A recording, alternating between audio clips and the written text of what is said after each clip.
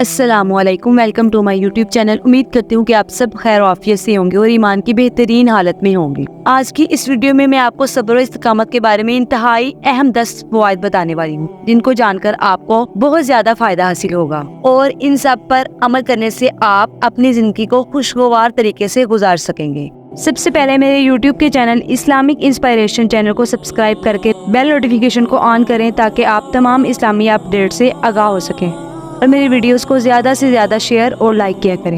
اسی طرح صبر و استقامت کے بہت سے فائدے ہیں، جن میں سے چند ایک یہ ہیں۔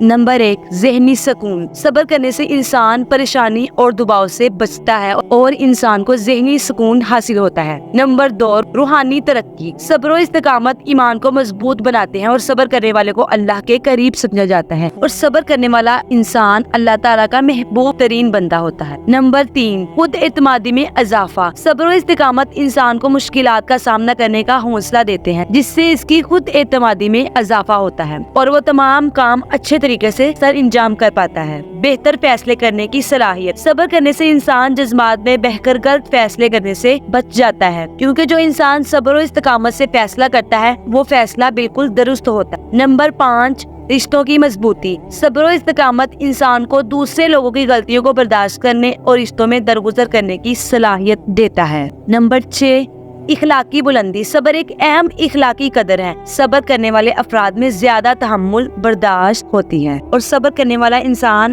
اعلیٰ اخلاق کے ساتھ ساتھ اعلیٰ ظرف بھی ہوتا ہے۔ نمبر 7، کامیابی کی راہ ہموار۔ صبر و استقامت سے انسان کو زندگی کے چیلنجز میں ثابت قدم رہنے کا حوصلہ ملتا ہے۔ وہ جانتا ہے کہ اگر وہ صبر و تحمل سے کام کرے گا تو اللہ تعالیٰ اس کے تمام کام آسان کر دے۔ نمبر 8 پہ آتا ہے معاشرتی ہم آہنگی۔ صبر کرنے والے افراد معاشرے میں تنازعات کو بڑھانے کی بجائے انہیں ختم کرنے کی کوشش کرتے ہیں، کیونکہ انسان جذبات میں غلط فیصلے کر لیتا ہے، اور اگر وہ صبر سے کام لے تو معاشرے میں بہت سے تنازعات کا خاتمہ کیا جا سکتا ہے۔ نمبر 9 پہ آتا ہے جسمانی صحت پر مثبت اثر۔ صبر و استقامت ذہنی سکون کو فروغ دیتا ہے اور اس سے انسان اپنی زندگی کو پرسکون طریقے سے گزار سکتا ہے۔